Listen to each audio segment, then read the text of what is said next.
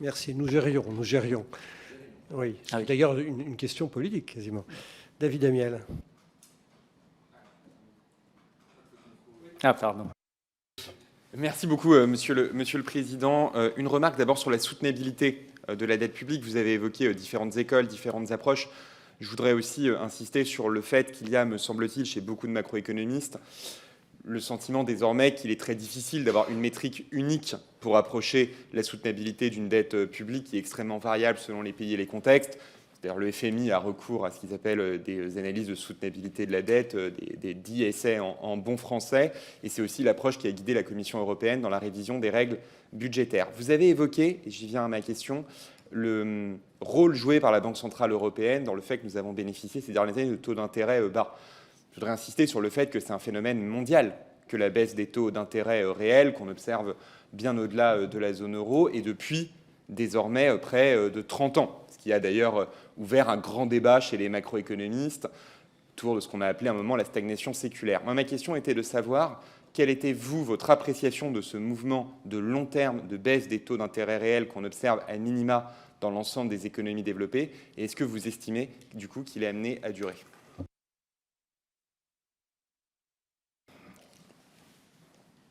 Alors, je crois que cette baisse, elle est artificielle et qu'elle a des conséquences extrêmement graves sur les équilibres des économies mondiales. Donc, je pense que se priver de l'information sur la temporalité, puisque le taux d'intérêt, c'est une variable sur le partage entre ce que je consomme aujourd'hui et ce que je consomme demain, c'est-à-dire distordre cette information et la rendre indisponible, c'est s'empêcher d'ajuster l'offre à la demande dans le temps. Donc on pourrait beaucoup disserter sur ce point.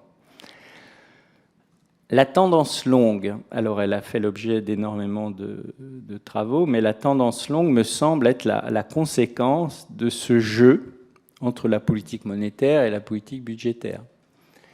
D'où cette position qui consiste à dire que la politique budgétaire, en fait, dirige la politique monétaire. Autrement dit, il y a une indépendance du banquier central qui est déjuré, qui est de droit, mais qui n'existe pas.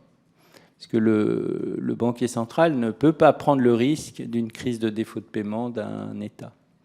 Le banquier central est obligé de tenir compte de l'augmentation des risques de défaut des gouvernements. Donc quand tous les gouvernements s'engagent dans des politiques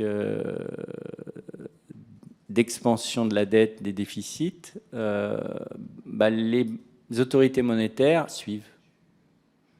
Donc si j'avais une première réponse, ce serait celle-là. Ensuite, il y a certains collègues qui disent, et je suis moins convaincu, qui disent que c'est notre rapport au temps, c'est-à-dire que nous sommes plus court-termistes, donc finalement, voilà, on a moins on se projette moins dans le futur. Donc, et ça expliquerait notre tendance à la baisse des taux. Mais je ne partage pas trop cette position. Merci. D'autres questions ? Je t'en prie. Monsieur Saint-Toul. Merci.